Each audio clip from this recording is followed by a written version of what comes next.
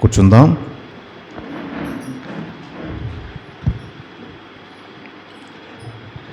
దేవుని యందు ప్రియ సోదరి సోదరులారా,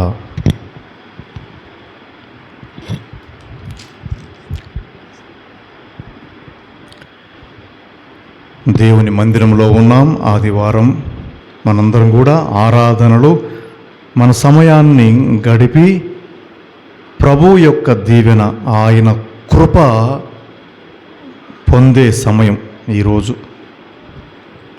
ఈరోజు దేవుని వాక్యం మనల్ని బలపరిచే వాక్యం, మాట మనల్ని స్థిరపరిచే దేవుని మాట వాక్యం ద్వారా మనం గ్రహించుకుందాం.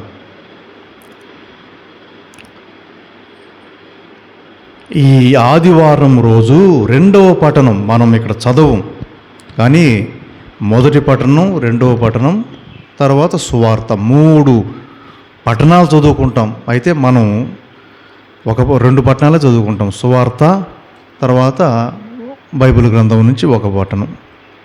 రెండవ పఠనంలో పౌలు కొరింథీయులకు వ్రాసినటువంటి లేఖ 2వ అధ్యాయము 1 నుంచి 5 వరకు ఉన్నాయి కొన్ని వచనాలు. అవి ఈనాటి 2వ పఠనం. ఇందులో కొన్ని విషయాలు, విశ్వాసి బలపడే విషయాలు కొన్ని చెప్పాడు. నిజంగా నువ్వు లేదా నేను విశ్వాసులమైతే బలపడుతాం. ఈ మాటలు విన్నప్పుడు బలపడుతాం. కొరింథీ సంఘానికి పౌలుడు వెళ్ళి బోధించాడు, సంఘం స్థాపించాడు. వాళ్ళకు ఒక కాపరిని పెట్టి ఆయన వేరే సంఘానికి వెళ్ళాడు. ఇలా పరిచర్య చేస్తూ ఉంటే ఆ కొరింథు సంఘములో సమస్యలు కొన్ని తలెత్తాయి. ఏ సంఘంలోనైనా సమస్యలు మామూలే. సమస్యలు లేకుండా ఏ క్రైస్తవ సంఘం ఉండదు, మామూలే. కుటుంబంలో ఏ విధంగా సమస్యలు ఉంటాయో సంఘాల్లో కూడా ఉంటాయి. అయితే సమస్యలు సంఘాన్ని పడద్రోయకూడదు, సంఘాన్ని కూల్చకూడదు. అలా కొరింథు సంఘానికి కొన్ని సమస్యలు వచ్చాయి. ఆ సంఘం కూలిపోయే పరిస్థితి వచ్చింది.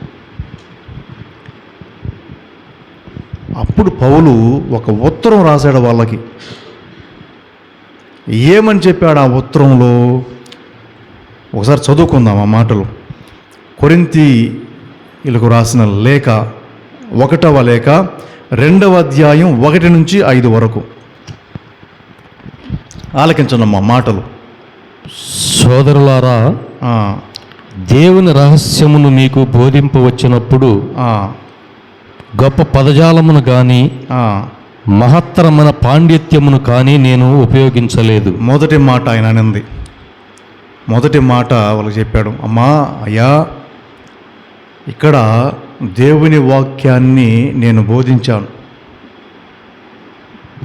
బోధించి సంఘాన్ని స్థాపించాను. ఆ విధంగా నేను బోధించడానికి వచ్చినప్పుడు, సంఘాన్ని స్థాపించినప్పుడు నేను ఎలా ఉండలేదు, ఏం చేయలేదు అంటే గొప్ప పదజాలాన్ని కానీ మహత్తరమైన పాండిత్యమును కానీ నేను ఉపయోగించలేదు అన్నాడు. అంటే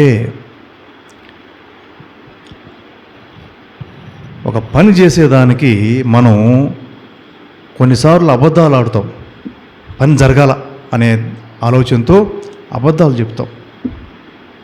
మనకేంటి, పని అయిపోవాలా కాబట్టి కొన్నిసార్లు అబద్ధాలు ఆడతాం.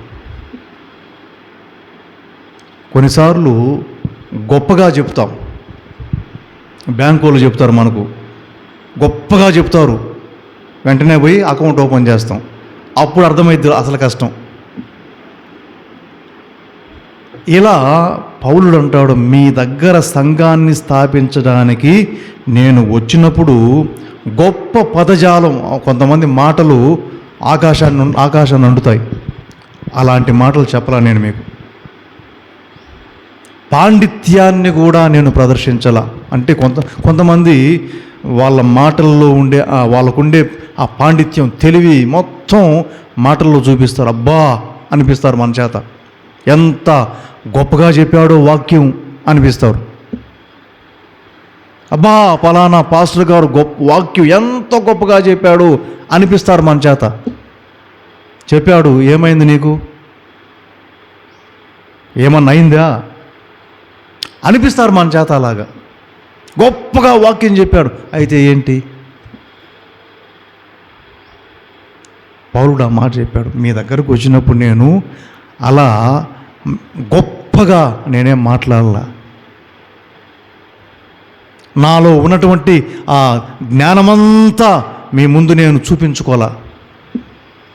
ఈ రోజున సంఘాల పరిస్థితి, మనుషుల్ని ఆకట్టుకోవాలా, లేకుంటే రారు గుడికి. ఆకట్టుకునేది ఏంటండి? నీకు అవసరమైతే నువ్వు వస్తావు. నిన్ను ఆకట్టుకునేది ఏంది? నేను నా కోసమా వస్తావు? నువ్వు నీ అవసరం కాదు గుడికి వచ్చేదానికి. దేవుడు నీకు అవసరమయ్యి కదా నువ్వు ఇక్కడికి వచ్చింది. నువ్వైనా నేనైనా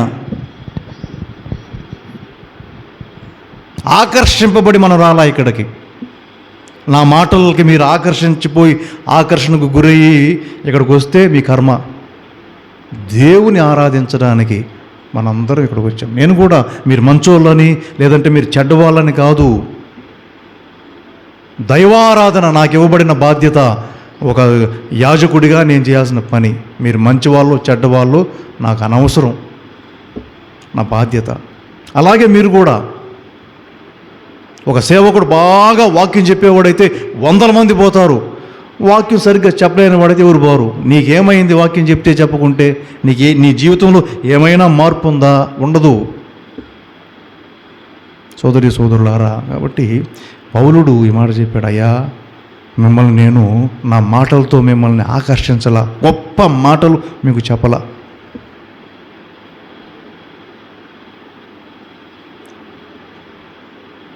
మీకు నేను ఉన్న విషయాన్నే చెప్పా. మాకు ట్రైనింగ్ ఉంటుందండి, 15 ఏండ్లు ట్రైనింగ్ పెడతారు మాకు. అక్కడ గొప్ప విషయాలేం చెప్పరు మాకు, చుట్టూ జరిగే విషయాలే చెప్తారు. అతిశయమైన విషయాలు ఉండవు. అబ్బా యేసుప్రభు నీటి మీద నడిచాడంట, నడిస్తే ఎవడికి లాభం? ఎవడికి లాభం నీటి మీద నడిస్తే? అలాంటి విషయాలు మాకు చెప్పరు చదువుల్లో. యేసుప్రభు సహాయం చేశాడంట, ఇది చెప్తారు మాకు.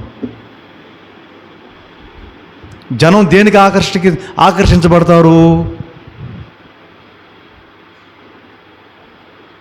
అక్కడ ఎవరికో స్వస్థత కలిగిందంట, దానికి ఆకర్షితులు అవుతా. అద్భుతం కదా అది. నువ్వైనా నేనైనా అలాంటి వారిమే. ఇలాంటి మాటలకి ఆకర్షించబడి వెళ్ళిపోతాం, ఎక్కడెక్కడికో పోతాం. పౌలుడు చెప్తున్నాడు స్పష్టంగా, ఇలాంటి ఆకర్షణకరమైన మాటలు క్రియలు నేను చేయలేదు. మాకు ట్రైనింగ్లో అతిశయమైన విషయాలేం చెప్పరు, మామూలు విషయాలే చెప్తారు. ఆరోగ్యం బాగలేదనుకో, మాకు దేవుడు నిన్ను స్వస్థపరుస్తాడని చెప్పరు. నాయనా నువ్వు బాధపడాల్సిందే అని చెప్తారు మాకు. దేవుడు నిన్ను స్వస్థపరుస్తాడు కాక అని చెప్పరు. జ్వరం వచ్చిందా, తగ్గిపోతుందిలే, బాధపడొద్దని చెప్తారు. ఈ రెండిట్లో ఏది వాస్తవం? చూడండి దేవుని బిడ్డలు, చాలా ముఖ్యం, చాలా ముఖ్యం, చాలా ముఖ్యం.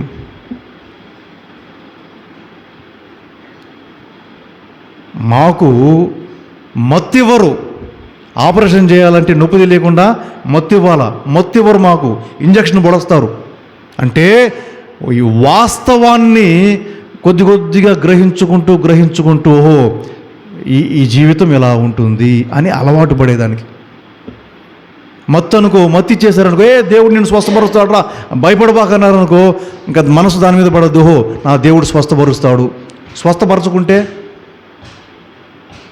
కొన్నిసార్లు స్వస్థ జరగదు, నీ బాధ నీకు అలాగే ఉంటుంది, నీలో ఉండే వ్యాధి అలాగే ఉంటుంది, స్వస్థత కలగదు. అప్పుడు మనసు మారిపోయింది. దేవుడు స్వస్థపరుస్తారని చెప్పాడు, నాకేం స్వస్థత కలగడం లేదు, ఏం దేవుడు ఇంకొకరిని ఎత్తుక్కుంటాం. మాకు అలా చెప్పరు. జ్వరం వచ్చిందా, తగ్గిపోతుందిలే, ఓర్చుకో ఓర్చుకో అని చెప్తారు. పౌలుడు వాళ్ళకి చెప్తున్నాడు, నేను మిమ్మల్ని నా మాటలతో మైమరిపింపజేసి సంఘాన్ని స్థాపించలా, మహత్తరమైన పాండిత్యాన్ని మీ ముందు నేను చూపించలా.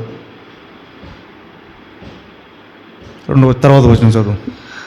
నేను మీతో ఉన్నప్పుడు యేసుక్రీస్తును గూర్చియు అందు ముఖ్యంగా సిలువపై ఉన్న ఆయన మరణమును గూర్చియు, సిలువపై ఉన్న ఆయన మరణాన్ని తప్ప మరేమీ తెలుసుకొనకూడదని నేను నిశ్చయించుకుంటున్నాను. నేను మీకు చెప్పిందల్లా ఒకటే, యేసుక్రీస్తు సిలువ మీద మరణించాడు, మన పాప భారాన్ని ఆయన మీద వేసుకొని బలి సమర్పించుకున్నాడు తనను తాను. ఇదే చెప్పాను మీకు, అంతే తప్ప యేసు ప్రభు ఇలా తాగితే నీకు స్వస్థత కలిగింది, అలా తాగితే చచ్చినోడు లేచాడు, ఈ మాటలు చెప్పి సంఘాన్ని స్థాపించలా. యేసుక్రీస్తు మరణించాడు, సిలువ వేయబడ్డాడు, కొట్టబడ్డాడు, అవమానించబడ్డాడు, ఈ విషయాలు చెప్పి సంఘం స్థాపించాను. సిలువ వేయబడిన నజరేతు యేసును గూర్చి నేను బోధించా.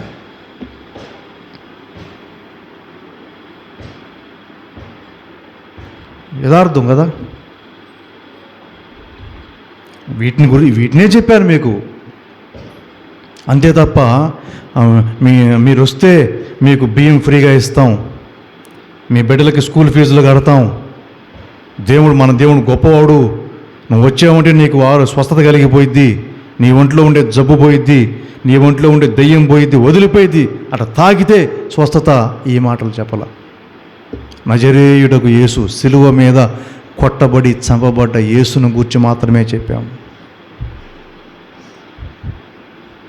అందులో ఉన్న సత్యాన్ని మీరు గ్రహించుకొని విశ్వాసంలోకి దిగారు. మాకు కూడా అదే చెప్తారు, ఇదేదో వచ్చావు నువ్వు ట్రైనింగ్కి, అంతా జీవితం భలే ఉంటుంది అనుకో బాకు, నీకు ఆరోగ్యం బాగలేదనుకో ఎవరుండరు, మా అమ్మ వస్తుందిలే, మా నాయన వస్తాడని ఎవరు రారు. మాకు ఆరోగ్యం బాగలేకుంటే అట్టే ఉండాలా, మా అమ్మ నాన్న వచ్చేదానికి లేదు, నేను ఇంటికి వెళ్ళేదానికి లేదు. అలవాటు అంటే ఒక విషయానికి అలవాటు చేయడం, ఒక విధానానికి అలవాటు చేయడం. వాస్తవానికి ఒక వ్యక్తిని అలవాటు చేయడం.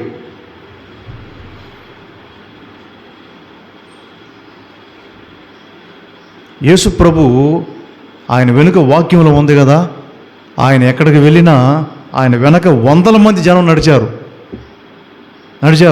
తండోపతండాలుగా నడిచారు.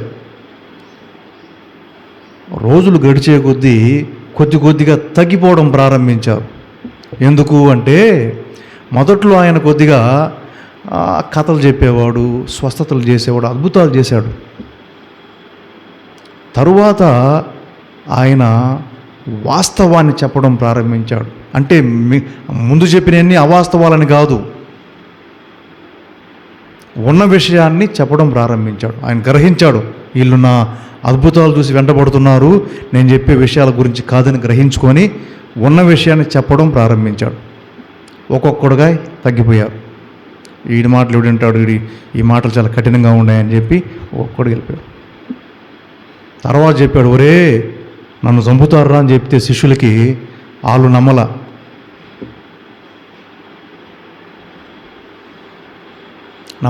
వాస్తవాన్ని చెప్తే నమ్మల. ఇలా దేవుని బిడ్డలారా, వాస్తవానికి మన మనస్సుని మనం అలవాటు చేయాలి. ఆ సంఘాన్ని ఎలా స్థాపించాడు పౌలుడు అంటే, నజరేయుడైనటువంటి యేసు, అందులోనూ శిలువ మరణాన్ని పొందినటువంటి యేసు దేనికోసం? నీతికరమైన జీవితం కోసం. నీతిగా నిలబడి జీవించినందుకు ఆయన సిలువ వేయబడ్డాడు. చెయ్యిని తప్పును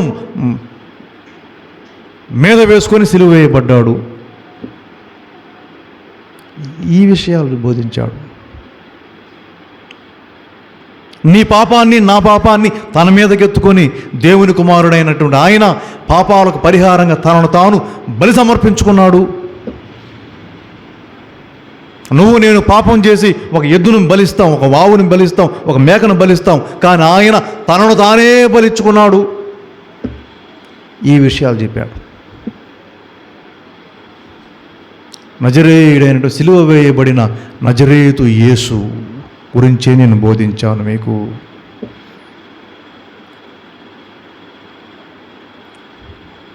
సోదరి సోదరులారా, మనం మర్చిపోకూడదు దాన్ని. సేవలో విశ్వాసములో ఉన్నటువంటి మనం మర్చిపోకూడదు. అది వాస్తవం. అది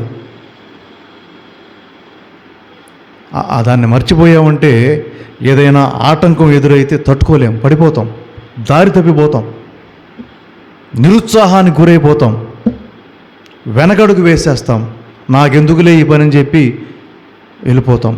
అలా కాకుండా పౌలుడు వాళ్ళకి చెప్తున్నాడు. తర్వాత వాక్యం, కనుక నేను మీతో ఉన్నప్పుడు బలహీనతతోనూ భయముతోనూ మరియు ఎంతో వణుకుతోనూ ఉంటిని. ఎందుకు? ఇప్పుడు సోదరి సోదరులారా, మాటలతో ఆకర్షించేవాడికి జనం పోగవుతారు, 100 మంది పోగవుతారు. కాబట్టి వాడికి ఒక మనిషి పోతే వాడికి పెద్ద బాధ ఉండదు, ఒకడు గుడికి రాకుంటే వాడికి పెద్ద నష్టం ఉండదు. కానీ ఇక్కడ అలా కాదు. ఉన్న విషయాన్ని పౌలుడు చెప్తున్నప్పుడు ఆ సంఘానికి వచ్చేదానికి చాలామంది వెనకడుగేశారు. ఈయనేంటి ఇలాంటి వాక్యం చెప్తున్నాడే, సిలువ మరణం అంటున్నాడు, శ్రమలు అంటున్నాడు, బాధ అంటున్నాడు, అవమానం అంటున్నాడు, త్యాగం అంటున్నాడు. వెనకడుగేశారు. నమ్మశక్యమైన మాటలేనా ఇవి అనుకున్నారు. అందువల్ల పౌలుడు కాస్త భయంగా ఉన్నాడు చెప్పడానికి. చెప్తే రారేమో, గుడికి జనం రారేమో.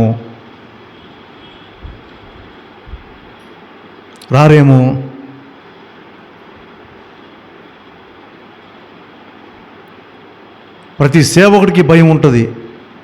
ఉన్న మాట చెప్తే గుడికి రారని భయం. ఉన్న మాట చెప్తే గుడి ఎగ్గొట్టేస్తారేమో భయం. మైమరిపించాలా, పొగడాలా. పౌలుడికి అదే పరిస్థితి. నా ఉపన్యాసమును మరియు నా సువార్త ప్రకటన జ్ఞానయుక్తమైన తీయని పలుకులతో కాక దేవుని ఆత్మశక్తిని నిరూపించునవై ఉండెను. అయినా ఆ భయము ఉన్నా నా ఉపన్యాసము, నా ప్రవచనము, నా వాక్యమంతా ఎలా ఉంది? స్వార్థ ప్రకటన ఇదంతా ఎలా చేశాను నేను అంటే, జ్ఞానయుక్తమైన తీయని పలుకులతో కాదు, దేవుని ఆత్మశక్తిని నిరూపించినట్లు ఉండెను. దేవుని ఆత్మశక్తి. సేవ తీయగా ఉండదు. సేవ తీయగా ఉండదు. అది అసలు నిత్యము సవాళ్ళు, ఆటంకాలు అలా ఉంటుంది. తీయని సేవ ఎక్కడ ఉండదు. అలా ఉందంటే అందులో ఏదో లోపం ఉన్నట్లే. దేవుని బిడ్డలారా, ఇలా పౌలుడు వాళ్ళకి బోధించాడు మళ్ళా.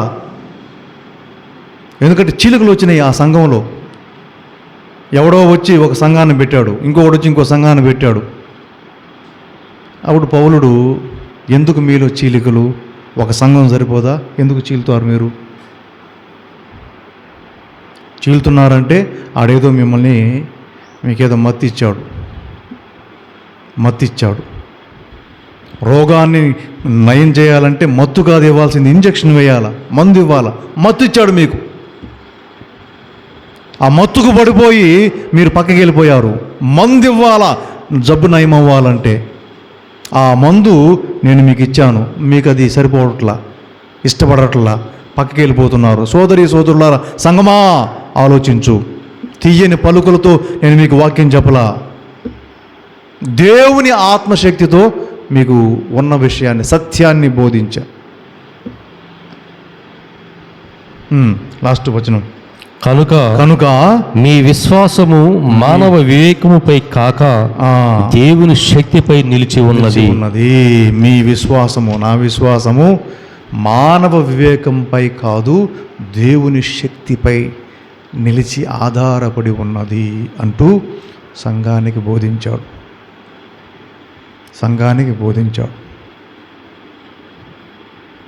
ఈరోజు నేను వచ్చాను ఈ గుడికి సేవకుడిగా, ఆదివారం. అంటే దేవుని ఆత్మశక్తి నాలో కలిగినటువంటి ప్రేరణ, గుడికి వెళ్ళాలా, అకాయపాలెం పోయి పూజ చేయాలా అనే ప్రేరణ. వేరే ఏ కారణము కాదు, అకాయపాలెం పోతే ఒక 100 రూపాయలు చందా వస్తుంది కాదు, ప్రజలు చాలా మంచోళ్ళు, మనకి ఏ ఇబ్బంది పెట్టరు కాదు, కేవలం ప్రేరణ, కలిగిన ప్రేరణ. అలాగే మీకు కూడా ఈరోజు మీకు పనులు ఉంటాయి, పనులు లేకపోయినా ఇక్కడికి రావాల్సిన అవసరమే లేదు. ప్రేరణను బట్టి వచ్చి కూర్చున్నారు. ప్రేరణ. మా ఫాదరు భలే చెప్తాడు, తీయని మాటలు చెప్తాడు. కాసేపు కూర్చొని నవ్వుకొని వద్దాం అనుకుంటే పొరపాటు. ఉండవు అలాంటి మాటలు, ఉండవు ఇక్కడ. తీయని మాటలు ఉండవు ఇక్కడ. లేదా గుడికి పోతే మధ్యాహ్నం భోజనం పెడతారు, తినేసి వచ్చేద్దాం, ఉండవు. వాస్తవిక జీవితం అలా ఉండదు. వాస్తవమైన జీవితం అలా ఉండదు. ఎలా ఉంటుంది ఒక జీవితం? మీ ఇల్లున్నాయండి, మీ కుటుంబాలు ఎలా ఉంటాయి? రోజు పనికి పోవాల్సిందే, సంపాదించుకొని తినాల్సిందే కదా. ఇదే కదా వాస్తవం. ఏ ఇంట్లోనైనా ఇదే వాస్తవం కదా. పనికి వెళ్ళకుండా, కష్టపడకుండా, శ్రమ చేయకుండా ఏ ఇంట్లోనైనా తిండి తింటున్నారా? జరుగుతుందా? ఎవడైనా వచ్చి మీకు మీ దేవుడు మీకు ఇస్తాడు, కూర్చోండి తినండి అంటే అది వాస్తవమా అవాస్తవమా? అవాస్తవం. వాస్తవం ఏంటి? శ్రమ పడాలా, పని చేసుకోవాలా, కష్టపడుకోవాలా, అంత మొదటి సంపాదించుకొని తినాలా. వాస్తవం.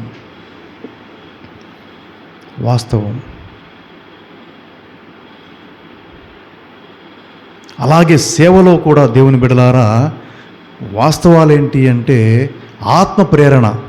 నేను ఇక్కడికి వచ్చానంటే ఆత్మ ప్రేరణ, లేకుంటే వెళ్ళిపోవచ్చు ఎక్కడికన్నా. అడిగేవాళ్ళు ఎవరు? నన్ను ఎవరు అడుగుతారని? మీరు అడుగుతారా నన్ను? లేదా మీరు అడిగితే నేను మీ మాట వింటానా? ప్రేరణ కాదు, ఆత్మ ప్రేరణ కాదు. నా వయసు 40 ఏండ్లు, నాకు పెళ్ళి లేదు. నా కోరికలు కలగవా? ఒక అమ్మాయిని పెళ్లి చేసుకోవాలనో, లేదా ఇంకొక మద్యం తాగాలనో, సినిమాకు పోవాలనో కోరికలు కలగవా? కలిగినప్పటికీ కాదు నా జీవితం ఇది, ఈ విధానానికి నేను అలవాటు పడ్డాను అని నాకు నేను సర్ది చెప్పుకొని ఆ ఆత్మ ప్రేరణతో కాదు ఇక్కడికి వస్తుండేది. అలాగే మీరు కూడా విశ్వాసులు కూడా తక్కువేం కాదు. మీ కష్టాలు ఉన్నాయి. ఈరోజు పనికి వెళ్తే 500 రూపాయలు వస్తుంది మీకు. కానీ ఈరోజు ఆదివారం గుడికి వెళ్ళి పూజలో పాల్గొని వాక్యం వినాలనే ఆ ప్రేరణ మీది. సోదరి చాలా ముఖ్యం. ఇది వాస్తవం. ఆ వాస్తవికతకి అలవాటు పడితే చాలా బాగుంటుంది. లేదు, అవాస్తవాలు చాలా ఉంటాయి. కొన్ని చెప్తా, నేను నిక్కచ్చిగా కొన్ని చెప్తాను. ఏంటి అంటే, గుడికి వెళితే నాకుండే జబ్బులు తగ్గిపోతాయి. అవాస్తవం. తగ్గవు. లెప్రసీ కాలనీ వాళ్ళు రోజు ప్రార్థన చేసుకుంటారు, తగ్గదు కదా.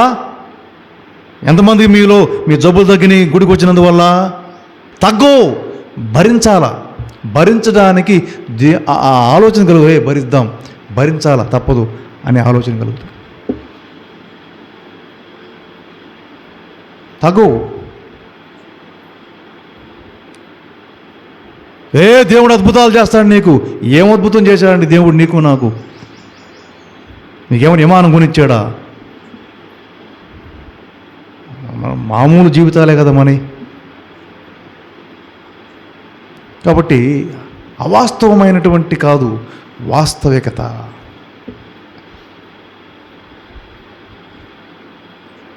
అలా చెప్పేవాళ్ళు చాలామంది ఉన్నారు. పౌలుడు అలా చెప్పలా, వాళ్ళకి చెప్పలేదు. ఉన్న విషయాన్ని సిలువ వేయబడిన నజరేయుడకు యేసును గూర్చే నేను మీకు బోధించాను. అంటే ఒరే విశ్వాస జీవితం, సేవా జీవితం కష్టతరమైందిరా నాయన. బాధలు ఇబ్బందులు ఉంటాయి, త్యాగాలు చేయాలా. క్రైస్తవ జీవితం క్లిష్టమైనది, నలుగురిలాగా జీవించేది కాదు. ప్రేమ, శాంతి, సమాధానం, క్షమాగుణం ఇవన్నీ చూపించాలి మనం. దానగుణం, సహాయం చేయగలగాల. కష్టం. నజరేయుడకు యేసు, సిలువ వేయబడినటువంటి యేసు ప్రభు ఇవన్నీ ఆయన చేశాడు. ఈ తరహా ఆత్మీయమైనటువంటి శక్తి ప్రభావాన్ని బట్టే మన విశ్వాసం నిలిచి ఉండాలి. వేరే విషయాలను బట్టి నువ్వు విశ్వాసంలో ఉన్నా, నేను విశ్వాసంలో ఉన్నా, అది అబద్ధమే సోదరి. అబద్ధమే, అవాస్తవం. ఈరోజు ఇది వాక్యం మనందరికీ కూడా, మనందరికీ వాక్యం. సిలువ వేయబడినటువంటి యేసు, ఆ దృశ్యం మన కళ్ళ ముందు కనబడుతూ ఉండాలి. సిలువ వేయబడిన యేసు. అప్పుడు మనం మంచి మార్గంలో ఉంటాం, హద్దు దాటం. లేదా అనారోగ్యం కలిగిందనుకో కృంగిపోం. మామూలే కదా, మానవ జీవితం అన్నాక అనారోగ్యం రాకుండా ఉంటుందా అలా ఆలోచిస్తాం. నా దేవుడు నన్ను స్వస్థపరచలేదే, నాకు బాగా కాలేదే, ఇలా ఆలోచించాం. సరే దేవుడా, నువ్వు ఇచ్చిన వరకే నీకు స్తోత్రం అని చెప్పుకుంటూ ధైర్యంగా ముందుకు పోతూ ఉంటాం. వాస్తవం అన్నది ఎప్పుడైనా ఒక మనిషికి ధైర్యం ఇస్తుంది. అవాస్తవాలు, అబద్ధాలు, తీయని మాటలు ఇవి మందు కాదు, మత్తు. కాబట్టి దేవుని బిడ్డలారా, ఈరోజు మనందరికీ తెలియపరుస్తున్నటువంటి దేవుని మాట, ఇదిగో మీరు విశ్వాసులు, మీ విశ్వాసం తీయని మాటలను బట్టి కాక దేవుని ఆత్మశక్తి మీద ఆధారపడి ఉండనివ్వండి. నాకైనా మనందరికీ ఇదే మాట సోదరి సోదరులారా, ఇదే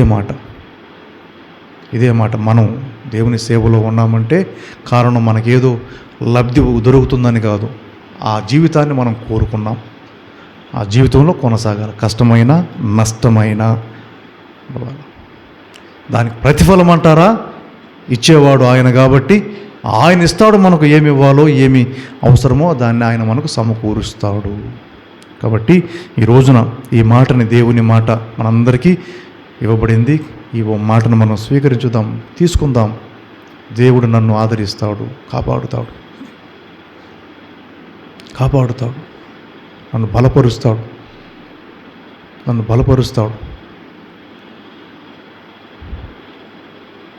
బలపరుస్తాడు అన్నటువంటి నమ్మకంతో మనం ముందుకు వెళ్ళాలి. పౌలుడు ఏం పని చేసేవాడు? అతను ఏం పని చేసేవాడు తెలుసా మీకు? పౌలు గుడారాలు కుట్టేవాడు. అతని వృత్తి గుడారాలు కుట్టడం. అతను అది మర్చిపోలా.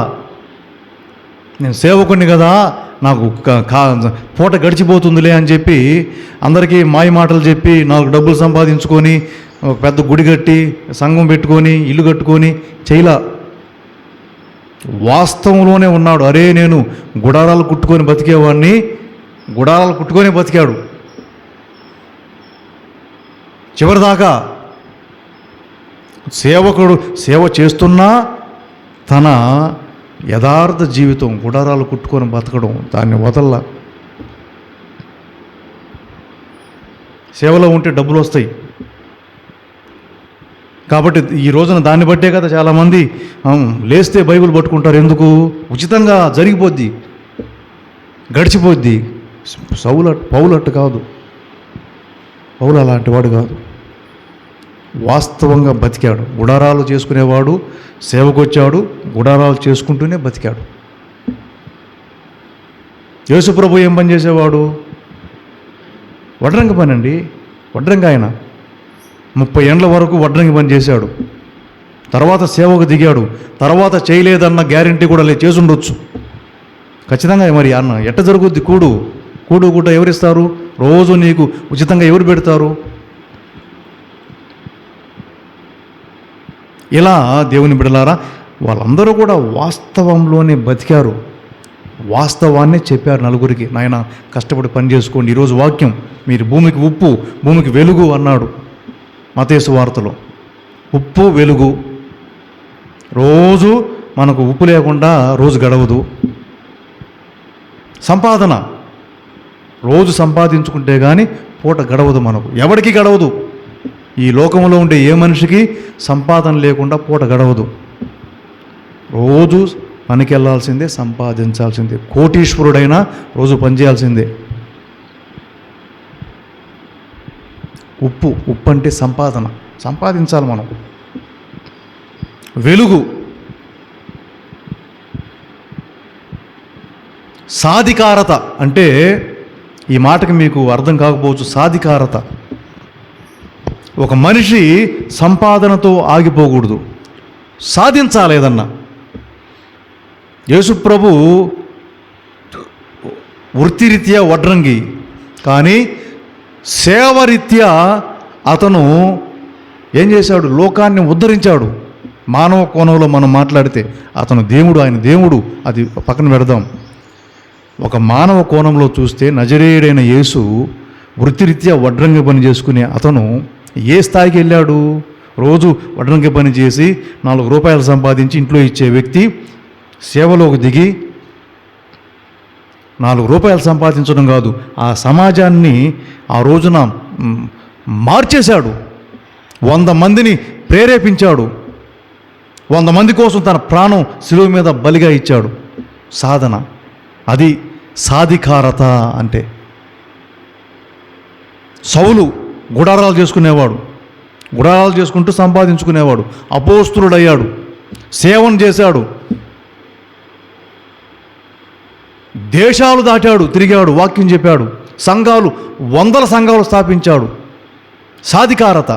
గుడారాలు చేయడం సంపాదన అయితే, ఇంత మంది దగ్గరకు వెళ్ళి సువార్తను చెప్పి వాళ్ళ మనసుల్ని ఒక సత్యం వైపు, ఒక నీతి వైపు మరల్చడం సాధికారత, సాధన. అలా నువ్వు నేను కూడా మనం సంపాదించాలా, సంపాదనతో ఆగిపోకూడదు, సాధించాలా. జీవితంలో నేను ఏదన్నా సాధించాలా.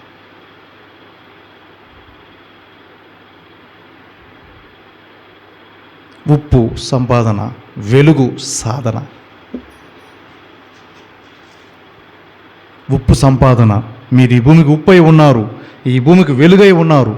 ఉప్పు సంపాదన, వెలుగు సాధికారత అంటే గొప్ప స్థితికి పోవడం, గొప్ప స్థితికి పోవడం. సోదరి సోదరులారా, వాస్తవికత. కాబట్టి ఈ ఆదివారం రోజు దేవుని మాటను మనం స్వీకరించి మన జీవితాల్లో వాస్తవం గ్రహించుకొని ఆ వాస్తవంలో జీవించుదాం. నజరేయుడైన యేసు, సిలువ వేయబడిన నజరేయుడైన యేసే మన కళ్ళ ముందు కనబడుతూ ఉండాలి. అప్పుడు మనం ఎన్నుకున్నటువంటి బతుకుల్లో స్థిరంగా వెళ్ళిపోతూ ఉంటాం. కష్టాలు, బాధలు, సమస్యలు ఇవన్నీ అలవాటే అనుకుంటూ వెళ్ళిపోతూ ఉంటాం. దిగులు పడకుండా, నిరాశ పడకుండా. అలాంటి ఆలోచన మనందరిలో దయచేయమని, మన ఈ విశ్వాస జీవితాల్లో నిరాశకు గురి కాకుండా, నిస్పృహకు గురి కాకుండా, వెనకడుగు వేయకుండా, సిలువ వేయబడ్డ నజరేతు యేసు నీ తోడు నా తోడై ఉన్నాడు, మనల్ని నడిపిస్తాడు అన్నటువంటి ఆ నమ్మకంతో ముందుకు సాగుదాం. దేవుడు మనందరినీ దీవించి కాపాడునుగాక. ఆమేన్.